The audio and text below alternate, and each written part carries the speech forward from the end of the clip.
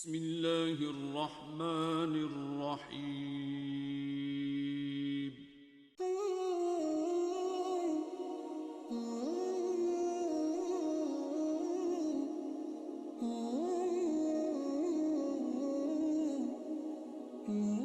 نحمده ونصلي ونسلم على رسوله الكريم اما بعد اعوذ باللہ من الشیطان الرجیم بسم اللہ الرحمن الرحیم ان الذين قالوا ربنا الله ثم استقاموا فلا خوف عليهم ولا هم يحزنون۔ صدق اللہ العظیم۔ درود شریف پڑھ لیجیے۔ الصلاۃ والسلام علیک یا رسول اللہ وعلی آلک واصحابک یا حبیب اللہ۔ پیارے بھائی چھوڑ دیں موبائل، سارے جیبوں میں رکھ لیں، چھوڑ دیں جی۔ آپ بھی درود شریف پڑھیں بآواز بلند۔ الصلاۃ والسلام علیک یا رسول اللہ وعلی آلک واصحابک یا حبیب اللہ۔ حمد و صلاۃ کے بعد ہمارے مقتدر علماء سے آپ نے پروگرام کی غرض و غایت کو سماعت کیا۔ حضرت علامہ سمر عباس صاحب نے ارشاد فرمایا، میں آپ کی خدمت میں حاضر ہوا۔ یہ جیسا حضرت نے فرمایا کہ ہم بڑے مہذب لوگ ہیں، بہت ساری جگہوں پہ جانا آنا اس لیے چھوڑ دیا ہے۔ ہمیں تو جو آزمائش ہوتی ہے سو ہوتی ہے، بزرگوں کو، بوڑھوں کو، بیماروں کو بڑی آزمائش ہوتی ہے۔ آپ مہربانی فرمایا کریں، میرا خیال یہ ہے کہ میری کوئی بات سن کے اگر آپ اس پہ عمل کریں گے تو میرے گناہوں کا کفارہ بنے گا، یہی ہمارے لیے بہتر ہے۔ چند ایک باتیں مختصر وقت میں تو عصر پڑھ چکا، مجھے اندازہ نہیں تھا کہ یہاں بھی نماز عصر ہونا ہے، تو میں کوشش کروں گا کہ ایک ہی آنسو میں کہہ جاؤں گا میں دل، طوفان بیجا لانے سے بھی یہ چشم فائدہ، دو اشک ہی کافی ہیں اگر عصر کریں تو۔ اللہ تعالیٰ نے قرآن مجید کے اندر ایک نہایت انفرادی انداز میں اپنے بندوں کی عظمت کو بیان فرمایا۔ دنیا میں بہت سارے لوگ باصلاحیت ہوتے ہیں، پڑھے لکھے ہوتے ہیں، معاملہ فہم ہوتے ہیں، سمجھدار ہوتے ہیں، پر کوئی کام نہیں کر پاتے۔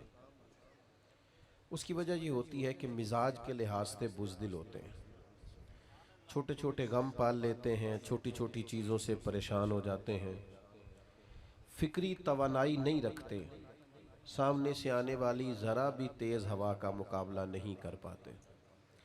اس کا نتیجہ یہ نکلتا ہے کہ وہ بڑے باصلاحیت ہونے کے باوجود بھی زندگی میں کوئی کارہائے نمایاں سر انجام نہیں دیتے، اور غم ہونا، پریشان رہنا یہ ظاہر ہے بہت بڑی تکلیف ہے۔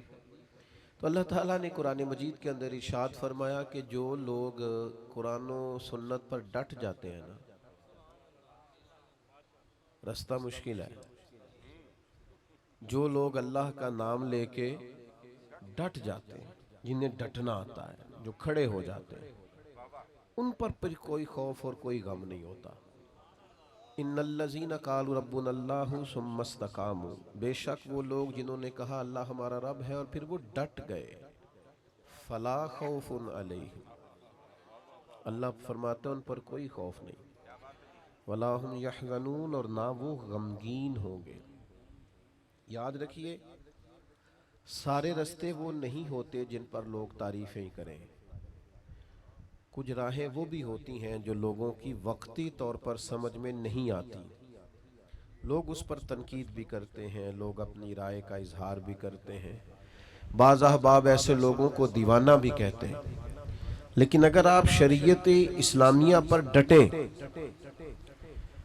اگر آپ وہ رستہ اختیار کریں جس رستے میں اللہ اور اس کے رسول صلی اللہ تعالی علیہ وسلم کے نام پر استقامت اختیار کرنی پڑے، تو یہ رستہ اگرچہ مشکل تو ہے، کیونکہ ہمارا مزاج ہوتا ہے گڈ بک میں رہنے کا، ہمارا دل کرتا ہے سارے ہمیں اچھا کہیں، یہ طبیعت ہوتی ہے۔ تو اس کا نتیجہ یہ نکلتا ہے کہ ہم اپنے گھر میں بھی حق بات نہیں کہتے، ہم اپنے بچوں کے بیچ بھی سیاست کر رہے ہوتے ہیں کہ میں کسی کے سامنے برا نہ بن جاؤں۔ جہاں ہماری بات بڑی آسانی سے مانی جا سکتی ہے وہاں بھی ہم اپنی رائے حق پر مبنی نہیں کہتے۔ اعلیٰ حضرت امام احمد رضا رحمت اللہ تعالی علیہ کی فکر یہ ہے کہ ساری دنیا خفا ہوتی ہے تو ہو جائے، رب راضی رہے، رب کا رسول راضی رہے۔ اور یہ فکر بڑی تازہ دم رکھتی ہے بندے کو کہ آپ بعض اوقات آپ کو ایسا رستہ اختیار کرنا پڑتا ہے جس رستے میں تعریفیں زیادہ نہیں ہوتی. جس امام کا آپ عرس منا رہے ہیں اور جن امام کے کروڑوں چاہنے والے ہیں اور جس امام پر دنیا کی بہت ساری یونیورسٹیز میں پی ایچ ڈی کے مقالہ جات لکھے جاتے ہیں، جن پر ریسرچ ہوتی ہے، جن پر تحقیق ہوتی ہے، جن کی ایک ایک کتاب کو کھولا جائے تو ایم فل اور پی ایچ ڈی کا مقالہ بن جاتا ہے. آپ حیران ہوں گے کہ ان امام کے خلاف بھی بڑی کتابیں لکھی گئی. انہوں نے اگر تیز چلنا تھا تو انہوں نے مخالفت کے تھپیڑے بھی برداشت کیے. لیکن ایک ذہن بنتا ہے نا انسان کا، جب وہ کسی چیز کو حق سمجھتا ہے نا تو بچہ سا ہو جاتا ہے، بچہ سا. جب وہ کسی سے پیار کرتا ہے تو بچہ سا ہو جاتا ہے، بچپنا سا آ جاتا ہے. کوئی تعریف کرے تب بھی پرواہ نہیں، کوئی تنقید کرے تب بھی پرواہ نہیں. اسی کسے دے کچھ بھی نہیں لگ دے، نہ کوئی ساڈا دردی. پھر مزاج اور ہو جاتا ہے. جیم جان دا کچھ وسا نہیں، جان یار نو دے تے شاد ہو جا. ایسے دل دے ہیں فساد سارے، دل دلبر نو دے تے آزاد ہو جا. جے او رکھے آباد تے رو وسدا، تے جدوں کرے برباد برباد ہو جا. ختم ہو گئی بات. اعلیٰ حضرت رحمت اللہ دیکھیں نا، خطوط آ رہے ہیں. عصر کے بعد وقت ہوتا تھا خطوط کھولنے کا، خطوط پڑھنے کا، جواب لکھنے کا. وہ جس طرح ہم شکوہ نہیں کرتے کہ آپ نے میرا میسیج ہی نہیں سنا، آپ نے رپلائی نہیں کیا، سن لیا اور بتایا کچھ نہیں. تو زمانہ تھا خطوط آتے تھے ڈھیروں کی تعداد. بعد نماز عصر شارع بخاری حضرت مولانا ظفر الدین بہاری رحمت اللہ علیہ ان خطوط کو کھولا کرتے، پڑھا کرتے، ان کے جواب لکھا کرتے. تو خط پڑھتے پڑھتے مجھے لگتا ہے موبائلوں کی زیادہ ضرورت ہے. آپ بھائی جان چھوڑ دیں، آپ ساری محفل کو خراب کر رہے ہیں. یہ موبائل والے بھائی کیا کرتے ہیں؟ آپ اتنے معزز لوگ ہیں. مجھے تو حضرت نے کہا تھا آپ سے تقریر کرنی ہے، میری ویڈیو چاہیے تھی تو بتا دیتے، کافی تھی، بھیج دیتے آپ کو. میں نے تو سوچا تھا چلو مچ بال عشق دا سیکاں گے تے ایک دوجے نو ویکھاں گے. تو آپ بالکل بیچ میں موبائل کا شریکہ لے کے بیٹھ گئے. تو آپ تھوڑی توجہ کریں، وقت ہی اتنا نہیں ہے کوئی آپ سے خاص مضمون بیان کیا جا سکے. ایک بات چھیڑی ہے، چلو وہ تو کر لینے دے. کیسا دستور زباں بندی ہے تیری محفل میں، بات کرنے کو ترستی ہے زباں میری. اور بھائی سنو اور یاد رکھو، حضرت مولانا ظفر الدین صاحب بہاری رحمت اللہ علیہ نے خطوط کھولے. یہ ذرا رنگ دیکھنا، یہ کیا بات ہوئی کہ ساری زندگی میٹھی میٹھی تو کھا گئے اور دو چار کڑوی آئی تو بالکل تیرا رنگ ہی بدل گیا. اگر تو راہ عشق کا مسافر ہے، تجھے پھول کھانے آتے ہیں، اگر تجھے نعرے لگوانے آتے ہیں تو کبھی کبھی اس راہ میں روڑے بھی کھا، کبھی کبھی اس رستے میں ستایا بھی جا، کبھی کبھی تنقید کی راہ سے بھی گزر. یہ بھی اس رستے کی ضرورت ہے. اعلیٰ حضرت رحمت اللہ علیہ کے شاگرد اور خلیفہ خطوط پڑھ رہے ہیں. تو خط کھولا تو خط میں گالیاں لکھی تھی. میرے امام کو برا بھلا کہا تھا، طنز کیا تھا، تنقید کی تھی. کسی نے اپنے دل کی بھڑاس کھول کے نکالی. تو عقیدت مند تھے نا حضرت تڑپ اٹھے اور کہا آج ہی مقدمہ کروں گا اس کے خلاف. لیکن اللہ کے بندوں کی ایک شان ہوتی ہے، وَلَا يَخَافُونَ لَوْمَةَ لَائِمٍ. وہ کسی ملامت کرنے والے کی ملامت کی پرواہ راہ خدا میں نہیں کرتے. اعلیٰ حضرت رحمت اللہ علیہ نے فرمایا یہ مجھے گالیاں دی ہیں تو ان پر مقدمہ کرو گے؟ عرض کی حضور ہاں. فرمایا الماری سے کچھ اور خطوط اٹھا کے لاؤ نا. تو باقی بھی لائے. تو فرمایا یہ بھی پڑھو. تو کسی نے لکھا تھا امام اہل سنت، کسی نے لکھا تھا مجدد میت حاضرہ، معید ملت طاہرہ، صاحب حجت القاہرہ. کسی نے کچھ تو کسی نے کچھ. اعلیٰ حضرت مسکرائے، فرمایا یہ جنہوں نے تعریفیں کی ہیں پہلے جائیدادیں بانٹو نا ان کو، تو پھر مقدمے کر لینا. فرمایا شکر کرو، شکر کرو، ان کا وطیرہ ہے محبوب کے لیے معاذ اللہ کمزور جملے لکھنا. جب تک مجھے برا بھلا کہہ رہے ہیں، محبوب کی طرف سے تو رکے ہوئے ہیں. ہم تو ڈھال ہیں اس راہ. بھائی آپ ڈٹیں، حق بات کہیں، اپنی زندگی میں وطیرہ بن. یہ کیا بات ہوئی کہ دوستوں کی محفل میں بھی تو حق نہیں کہتا؟ تجھے کہیں سچ بولنا ہی نہیں آتا، تو ڈرتا ہے کہ میں سچ بولوں گا تو لوگ مخالف ہو جائیں گے۔ لوگوں کے مخالف ہونے سے کبھی بھی کوئی نقصان نہیں ہوتا۔ انداز یہ اختیار کرو کہ رب رسول کی رضا ملے۔ سمجھو اس پیارے بھائی، اللہ آپ کو سلامت۔ اب تو ہم آپ کو ٹھیک ہونے کا بھی نہیں کہہ سکتے، بڑی مہربانی۔ اب نہیں جی ایسی غصہ کر نہیں نہ سکتے، میرے تو گھٹنے پہ چوٹ بھی آگئی، پر کہنا اس لیے کچھ نہیں کہ اس میرے امام کا ہے نا، کوئی مسئلہ نہیں۔ اب یہ چلتی ہیں چیزیں۔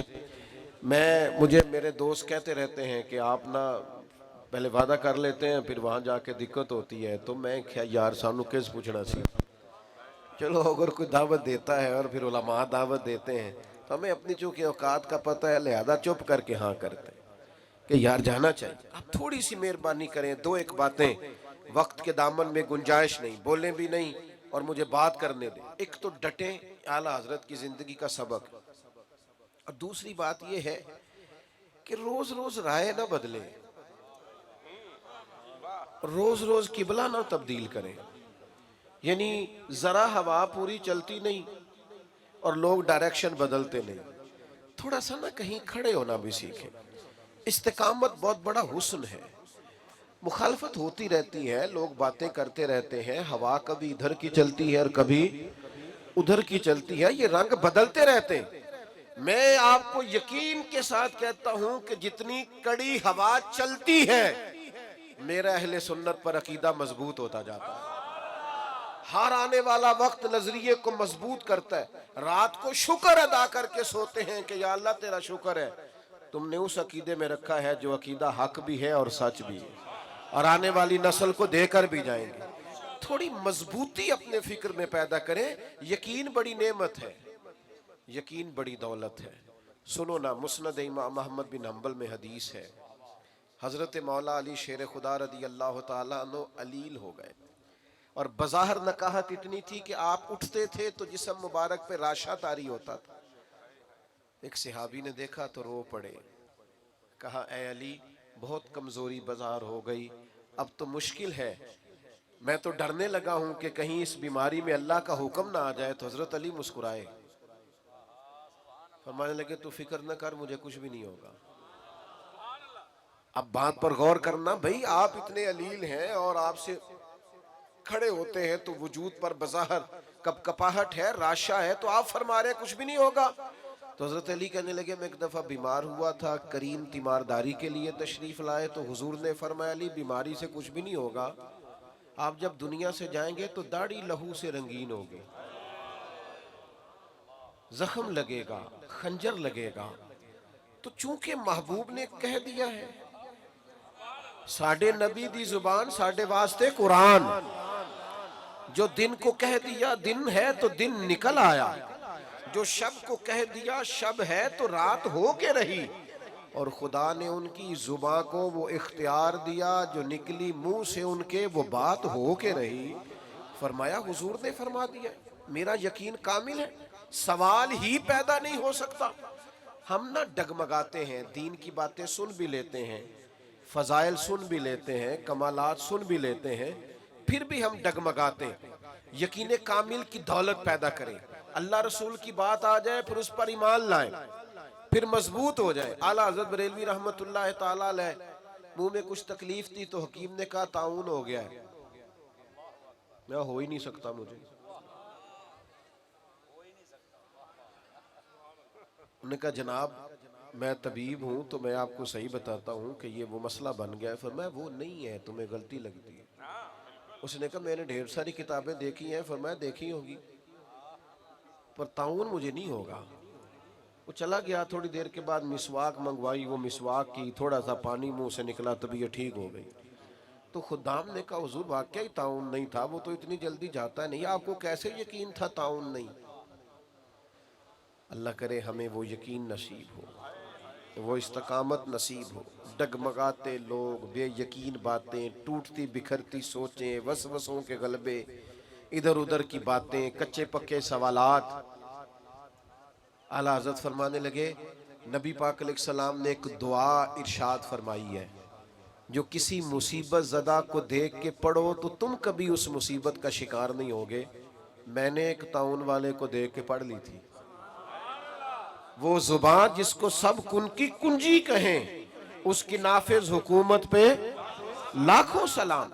آپ شریعت اسلامیہ کے بارے میں ایک مزاج بنائیں اپنا کہ میرا چونکہ اس پر ایمان ہے، میرا چونکہ یقین کامل ہے، مجھے اس پر ڈٹنا ہے، کمزوری نہ دکھائیں۔ اعلیٰ حضرت رحمت اللہ تعالی علیہ اس ماحول میں تقریریں نہیں کرتے تھے، کتابیں نہیں لکھتے تھے جس ماحول میں میں اور آپ ہیں۔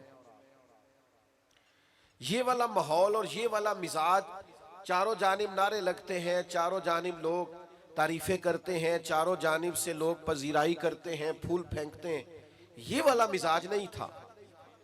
انگریز کی حکومت تھی، ہندوؤں کی کثرت تھی، اس ماحول کے اندر حق بات کہنا، آپ بات کو سمجھیں۔ آج اتنا مشکل نہیں ہوتا، لیکن بڑے لوگ ایسے ہوتے ہیں جن کی باتیں حق بات کہتے وقت لڑکھڑاتی ہیں، وہ جملہ تک نہیں کہہ سکتے، اتنی طاقت نہیں رکھتے۔ حکومت ہندو کی، حکومت انگریز کی، کثرت ہندو کی۔ فاضل بریلوی سے سوال ہوتا ہے، ہندوؤں کے میلے میں جا سکتے ہیں؟ بڑا بچ بچ کے لوگ آج بات کرتے ہیں۔ شریعت کا دفاع کرنا ہوتا ہے تو لوگ سہمے سہمے سے، ڈرے ڈرے سے، ان کا مزاج نہیں ہوتا۔ وہ کہتے ہیں جناب وہ لبرل کیا کہیں گے، وہ فلانا کیا کہے گا، وہ فلاں آدمی کیا بولے گا۔ اعلیٰ حضرت سے کہا ہندوؤں کے میلے میں جا سکتے ہیں؟ تو فرمایا وہاں تو وہ معاذ اللہ اپنی کفری یا رسومات بھی کرتے ہیں۔ حضور جا سکتے ہیں؟ فرمایا حرام نہیں، حرام ہے، حرام ہے، اشد حرام ہے۔ اتنی کھول کی بات، اتنی واضح بات، آپ کا تشخص ہے ایک الگ سے، آپ ایک الگ سے زندگی رکھتے ہیں، مومن ایک الگ سے اپنا تعارف رکھتا ہے، مسلمان کی اپنی ایک شان ہوتی ہے، وہ اپنی شان میں انفرادیت رکھتا ہے۔ یہ کیا بات ہوئی کہ آپ ہر معاملے کے اندر، ہر جگہ آپ کا جو رویہ ہے وہ انتہائی مداحنت پر مبنی ہو؟ بھائیو یاد رکھیے، آپ اپنے دین کے لیے، نظریے کے لیے، عقیدے کے لیے کھڑا ہونا سیکھیں۔ یہ نا بڑا دیندار آدمی ہے جی، کیا دینداری ہے، محفل بڑی صحیح کراتا ہے، تو میں تو اسے دیندار مانتا ہوں جو بیٹے کی شادی والے دن دیندار ہو۔ ناراض ہو گئے ہو؟ جو بچے کی مہندی والے دن مسلمان ہو وہ دیندار ہے۔ ہاں، محفل والے دن تو دھاری ٹوپی لے کے بھی لوگ آ جاتے ہیں، کسی سے کہتے ذرا ادھار دینا، میں نے محفل پہ جانا ہے۔ یہاں تو لوگ سارے ٹھیک ہو جاتے ہیں۔ رمضان شریف میں تو بہت سارے لوگ ہیں جو مسجد آ جاتے ہیں، پتہ تو تب ہے جب وہ کیفیت بنی ہوئی ہے، چاروں جانب سے گھیرا جا رہا، اور پھر آپ کا رویہ دین کا ہو، آپ ڈٹیں کہیں میں نہیں کرنے دوں گا۔ میں نے ایک صاحب سے کہا کہ یار آپ بڑے اچھا تعارف رکھتے ہیں، لیکن آپ کے گھر کے اندر جو شادی کے موقع پہ ہونے جا رہا ہے اور پچھلی شادی پہ بھی ہوا ہے، وہ تکلیف دہ ہے۔ آپ نے کوئی ایسا کام نہیں چھوڑا جو شریعت اسلامیہ کے مخالف نہ ہو اور آپ نے کیا نہ ہو، معاذ اللہ۔ تو مجھے کہنے لگے میں تے تو پتہ ہے، میں تے بڑا زور لانا، بچے نہیں مان دے۔ میں نے ان سے کہا یہ جملہ مزید تکلیف دینے والا ہے۔ بچوں کو تو کوئی مرضی کرنے ہی نہیں دیتا، کون مرضی کرنے دیتا ہے؟ تو لوگ کہتے ہیں میری نہیں مانی تو نکل جائے گھر سے۔ لیکن مسئلہ یہ ہے تب جب میری نہ مانے، لیکن اگر شریعت کی نہ مانے، سنت کی نہ مانے، اگر اس طرف وہ توجہ نہ کرے، تو ہمارا ذوق ہی نہیں بنتا کہ ہم تھوڑا کھڑے ہوں، تھوڑا سٹینڈ لیں، تھوڑا واک آؤٹ کریں، تھوڑا ہم اپنی انرجی اس پر بھی لگائیں کہ نہیں بھئی شریعت اسلامیہ کا مسئلہ ہے، میں ادھر ادھر نہیں ہونے دوں گا۔ تو یاد رکھنے کی بات یہ ہے کہ اعلیٰ حضرت نے اس دور میں ڈٹ کے دین کی بات کی، ڈٹ کے۔ تو آج تو بڑی آسانی ہے، آپ ایک اسلامی ملک کے اندر رہتے ہیں، آپ، اور میرا خیال یہ ہے کہ آج آپ شریعت کی بات کریں گے تو آپ کے ارد گرد کے لوگ قبول کریں گے، لیکن ہم کہنے کو بھی تیار نہیں، ہم یہ جرت ہی نہیں کرتے۔ ہمارا خیال ہے کہ مطلب کوئی بندہ مجھ سے ناراض ہے۔ اور ایک تیسرا پہلو اعلیٰ حضرت کی زندگی کا جو آپ کو بڑا انفرادی ملے گا، اعلیٰ حضرت فرماتے ہیں کہ ایسا کوئی کام نہ کرو جس سے شک بھی پڑے کہ تم کہیں شریعت کی مخالفت کر رہے ہو۔ تہمت والی جگہ سے بھی بچیں۔ میری طرح کے بعد لوگ شکوہ کر رہے ہوتے ہیں نا جی، لوگ مولویوں پہ تنقید بڑی کرتے ہیں، تو میں کہتا ہوں ٹھیک کرتے ہیں، آپ کیوں سب سے اونچی کرسی پہ بیٹھتے ہیں جمعے والے دن؟ آپ کیوں سب سے آگے جا کے اگلی صف پہ پہلے مصلی پہ کھڑے ہوتے ہیں؟ جب آپ سب کے پیشوا ہیں تو آپ کو سب سے زیادہ متقی بننے کی کوشش بھی کرنی چاہیے۔ یہ میں دلیر نہیں کر رہا ہوں لوگوں کو جو تنقید کرتے ہیں، وہ غلط کرتے ہیں، وہ درست نہیں کرتے، ان کی حمایت نہیں کر رہا، ان کو سمجھنا چاہیے کہ وہ کتنا جرم کرتے ہیں، لیکن میں اپنے جیسے لوگوں کی بات کرتا ہوں۔ بڑی نشست پر بھی آپ براجمان ہو تو پھر میرے بھائی آپ کا اٹھنا بیٹھنا دیکھا جائے گا۔ جب آپ لوگوں سے کہیں گے کہ مجھ سے رہنمائی لو تو وہ صرف آپ کے جملوں اور تقریر سے تھوڑی رہنمائی لیں گے، پھر وہ آپ کے اخلاق کا حسن بھی دیکھیں گے، کردار کی پختگی بھی دیکھیں گے، بات کی سچائی بھی دیکھیں گے، لین دین کرنے کی دیانت بھی دیکھیں گے۔ یہ کیسے ہو سکتا ہے کہ لوگ آپ کو پرکھے نہ، جو اپنی ساری عقیدتیں آپ پہ نشاور کر رہے ہیں وہ دیکھیں گے سارا کچھ، اور دیکھنا چاہیے، حرج کیا ہے؟ سمجھو بات کو۔ ہاں، کرنے والے کا انداز تنقید برائے تنقید کا نہ ہو، بات کرنے کا انداز برائے اصلاح ہو، شک والی جگہ سے بھی بچا جائے۔ نبی کریم علیہ السلام گزر رہے تو آپ کی ایک پاکیزہ زوجہ حضور کے ساتھ ہے۔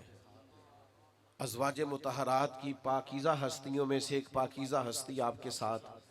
حضرت عمر کھڑے ہیں، کچھ اور لوگ بھی کھڑے ہیں۔ محبوب اپنی اہلیہ کو، زوجہ پاک کو گھر چھوڑ کے اور واپس آ کے کہا میرے ساتھ میری اہلیہ تھی۔ تو حضرت عمر نے عرض کی یا رسول اللہ، میری ماں مجھے روئے۔ حضور یہ کیا بات ہوئی، آپ نے کیوں آ کے وضاحت دی؟ فرمایا بس عمر میں بتانا چاہتا تھا کہ میں نے نکاح کیا ہے، میری اہلیہ ہے۔ آپ لوگوں کو ان جگہوں سے بچائیں گے جہاں شک پیدا ہو سکتا ہے۔ ہمارے ہاں نا آج دیندار طبقہ، بزرگ طبقہ، والد کہلانے والا طبقہ، استاد کہلانے والا طبقہ جب غیر محتاط ہوتا ہے تو پھر مشکلات پیدا ہوتی ہیں، پھر تکلف پیدا ہوتا ہے۔ آپ والد ہیں، اب آپ کی ذمہ داری بڑھ گئی، آپ استاد ہیں، اب آپ کی ڈیوٹی بڑھ گئی، آپ امام ہیں، آپ خطیب ہیں، آپ بزرگ ہیں، آپ مقتدی ہیں، اب آپ کی ڈیوٹی بڑھ گئی۔ اعلیٰ حضرت رحمت اللہ علیہ کے زمانہ مبارکہ میں نا اس وقت لالٹینوں کا دور تھا، تو لوگ کیا کرتے تھے کہ وہ مٹی کے تیل کے ساتھ لالٹین جلایا کرتے تھے۔ تو مسجد میں مٹی کا تیل چونکہ بدبو آتی ہے، جائز نہیں، تو ایک صاحب بڑی دور سے ارنڈی کا تیل لائے، اس سے خوشبو آتی، وہ مسجد میں جلانا درست ہے، وہ جائز ہے۔ یہ زیادہ غور کریں جو بزرگ کہلاتے ہیں، جو کہتے ہیں میں بڑا ہوں۔ وہ تیل جب لایا گیا اور وہ لالٹین میں ڈالا گیا اور جب اسے جلایا گیا تو سرکار اعلیٰ حضرت رحمت اللہ تعالیٰ علیہ کے وہ خادم کہنے لگے حضور اس سے خوشبو آتی ہے، یہ وہ والا نہیں۔ فرمایا چلو ٹھیک ہو گیا، اب یہ کہ یہ سارے نمازیوں کو کون بتائے گا کہ یہ مٹی کا تیل نہیں؟ وہ تو جا کے کہیں گے وہاں لالٹین جل رہی ہے، وہ تو سارے لوگوں کو بتائیں گے کہ وہاں جلتی ہے تو یہاں کیوں نہیں؟ تو کہا حضور پھر حکم کیا ہے؟ فرمایا آپ اس طرح کریں، سنتیں بہت پہلے پڑھیں اذان کے فوراً بعد، اور پھر لالٹین کے پاس کھڑے ہو جائیں، اور جتنے لوگ مسجد میں داخل ہو آپ بول بول کے بتائیں کہ یہ مٹی کا تیل نہیں، یہ مٹی کا تیل نہیں، یہ مٹی کا تیل نہیں۔ اور فرمایا پھر فرض پڑھ کے دعا سے پہلے کھڑے ہو جائیں، اور پھر اس لالٹین کے پاس کھڑے ہو کے بار بار بتائیں کہ مٹی کا نہیں بھائی، مٹی کا نہیں بھائی۔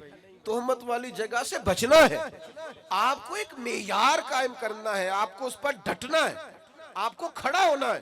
لیکن اگر آپ کا یہ مزاج نہیں، آپ کی یہ طبیعت نہیں، آپ یہ بھی چاہتے ہیں کہ لوگ میری عزت کریں اور پھر آپ وزادار بھی نہیں، باوقار بھی نہیں، تو پھر بھائی آپ کس رستے کے مسافر ہیں؟ آپ کدھر؟ میں نے زیادہ باتیں کرنے کا ارادہ کر رکھا تھا، پر چونکہ وقت تیزی سے سمٹتا جا رہا ہے، آخری بات کی طرف آتا ہوں۔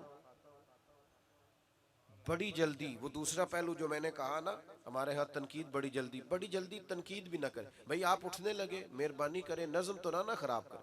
بھائی ادھر دیکھیں میری طرف جی، بڑی جلدی تنقید بھی نہ کریں، اتنی جلدی نہ ڈالا کریں۔ ہو کسی نے کہا تھا کچھ تو مجبوریاں رہی ہوں گی، یوں ہی کوئی بے وفا نہیں ہوتا۔ تھوڑا سا نا، تھوڑا موقع دیا کریں، چیزوں کو سمجھا کریں۔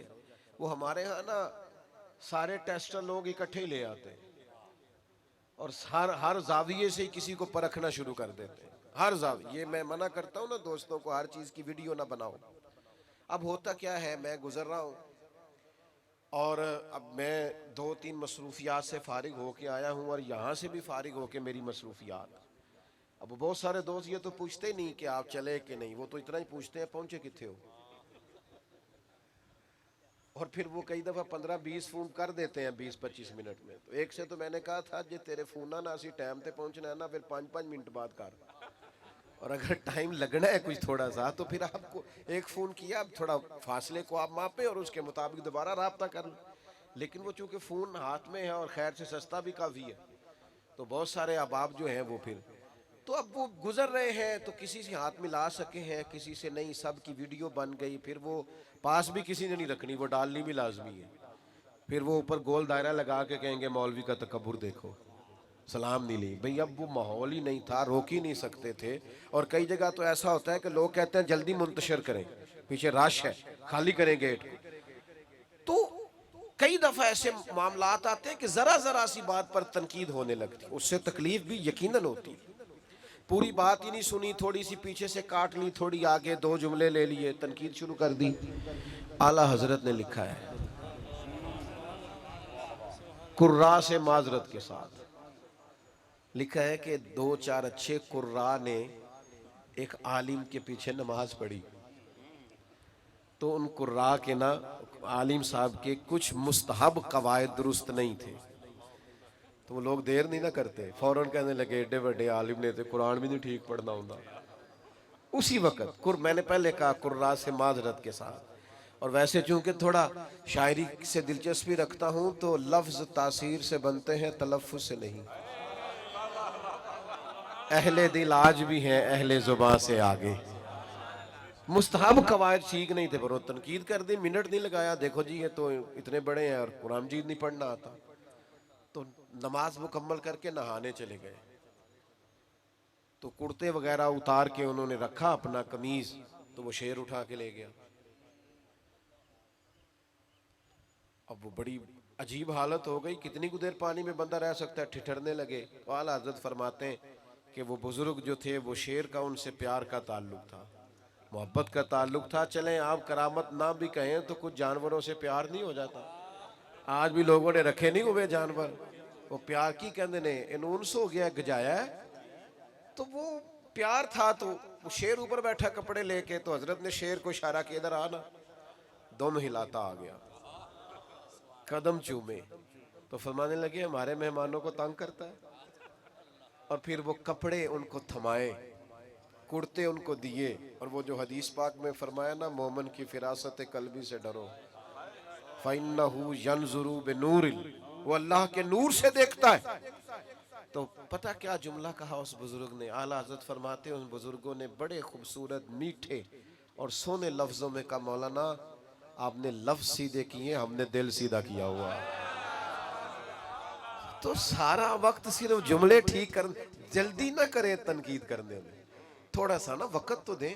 ہم نا بہت جلدی کرتے ہیں، پوری بات کا بھی نہیں پتا ہوتا، پوری تفصیل بھی ہمارے سامنے نہیں ہوتی، لیکن تنقید کرنے کی جو عادت ہوتی ہے، مزاج ہوتا ہے. کچھ لوگ ایسے ہوتے ہیں جن کے پاس آپ نے ناراض نہیں ہونا، ان کے پاس اچھی خبر ہوتی کوئی نہیں بیچاروں کے. وہ جب بھی بات کریں گے کوئی مایوسی والی بات کریں گے، کوئی خوفناک. میں ملک سے باہر تھا تو ایک صاحب مجھے کہنے لگے بڑے پاکستان کے حالات خراب ہیں، لوگ لڑتے ہیں، فلاں ہیں، سیاستدان بھی برے، فلانا بھی برا، فلانا بھی برا، یہ ہو گیا. تو میں نے ان سے کہا آپ کو کیسے پتا ہے؟ آپ تو باہر رہتے ہیں. کہتے سنا ہے. تو میں کہ سانو پوچھنا اسی ہوتے رہنے ہیں. اتنی جلدی آپ کیوں تنقید کرتے ہیں؟ میرا وطن وہ وطن ہے، میرا دیش وہ دیش ہے. کچھ عرصہ پہلے سیلاب آیا تھا، ہم نکلے تھے کچھ اپنے حصے کی خدمت کرنے. جس بیٹی نے خود محنت کر کے جہیز بنایا تھا اس نے بھی کپڑے نکال کے دے دیے. ہم نے جب 4 مہینے کی ایڈوانس تنخواہیں نکال کے دے دی. سیلاب. آپ کس دیش کی بات کرتے ہیں؟ یا آپ کو سیاستدانوں کا دیش لگتا ہے، یا آپ کو حکمرانوں کا اور تاجروں کا دیش لگتا ہے؟ کل عرس گزرا ہے، یہ دیش داتا علی اجویری کا ہے، یہ بابا فرید الدین مسعود گنج شکر کا ہے، یہ حضرت بہاؤالدین زکریا ملتانی کا ہے، یہ دیش حضرت پیر مہر علی شاہ کا ہے. یہ دیس حضرت پیر جماعت علی شاہ کا ہے. میں تمہیں سچ بتاتا ہوں یہ حضرت محدث اعظم پاکستان کا ہے. یہ حضور غزالی زماں کا ہے. یہ اولیاء کا صوفیاء کا دیس ہے. اس دیس کی بنیادوں میں میرے بزرگوں نے اپنی محبتوں کو شامل کیا ہے. اس کی مٹی کبھی خشک نہیں ہو سکتی. اس کی بنیادیں کبھی بنجر نہیں ہو سکتی. میرے عرب کو آئی ٹھنڈی ہوا جہاں سے، میرا وہی وطن ہے، میرا وہی وطن ہے. میرے عزیز اپنے بزرگوں کے اصول کو سمجھیں، دین پر ڈٹنا سیکھیں، یقین کامل کی دولت حاصل کریں، تہمت والی جگہ سے بچیں. اور آخری گزارش یہ کی ہے تنقید کرنے میں جلدی نہ کریں. یہ سارا میرے اعلیٰ حضرت کا پیغام ہے. آخر میں یہ پھر اپیل کروں گا، ایک دوست بھی رستے میں کھڑا نہ ہو جب آپ نے جانا ہے. اپیل کیا میں نے تو مجھے امید ہے کہ آپ ضرور بات کو مانیں گے. اللہ تعالیٰ جزائے خیر عطا فرمائے، رحمتوں سے مالا مال فرمائے.